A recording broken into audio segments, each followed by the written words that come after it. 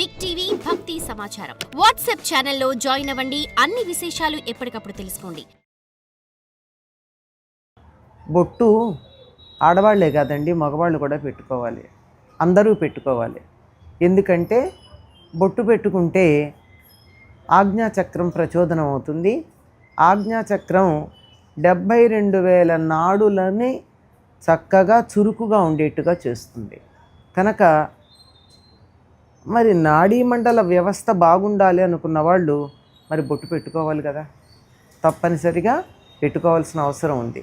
మరి అక్కడే ఎందుకు పెట్టుకోవాలన్న దానికి కూడా ఒక శాస్త్రీయమైనటువంటి విశ్లేషణ చెప్తూ ఉంటారు.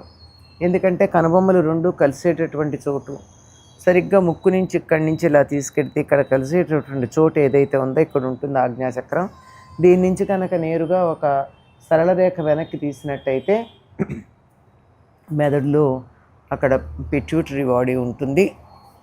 దానివల్ల పీనియల్ గ్లాండ్ పిట్యూటరీ బాడీ గురించి ఇంకా అందరికీ బాగా ఇప్పుడిప్పుడే పరిశోధనలు చేస్తున్నారు. అది ప్రచోదన అయినప్పుడు మంచి నాడీ మండలం వ్యవస్థ చాలా బాగుంటుంది. అందుకని బొట్టు పెట్టుకోమంటారు.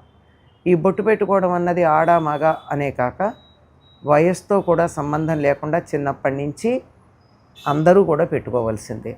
మధ్యలో సమస్య అడిగేది ఏమిటంటే భర్త లేని స్త్రీలు పెట్టుకోవచ్చా అని. ఎందుకు పెట్టుకోకూడదు కారణం చెప్పాలి.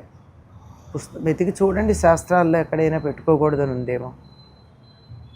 ఎందుకు అంటే చిన్న బొట్టు మొదటిసారి పెట్టింది ఎవరంటే తల్లి పెట్టింది, అంతే కదా, భర్తతో రాల. అందువల్ల భర్తతో దాన్ని తీసేయాల్సినటువంటి పని లేదు అని చాలామంది అంటారు. అది ఎందుకో హేతుబద్ధంగా అనిపిస్తుంది. ఎందుకంటే ఎక్కడా కూడా మనకి దీనికి సంబంధించినటువంటి విధి నిషేధాలు ఎక్కడా కనపడవు. తిలకధారణం చెయ్యాలనే ఉంది తప్ప వీళ్ళు పెట్టుకోవచ్చు వాళ్ళు పెట్టుకోకూడదని నియమం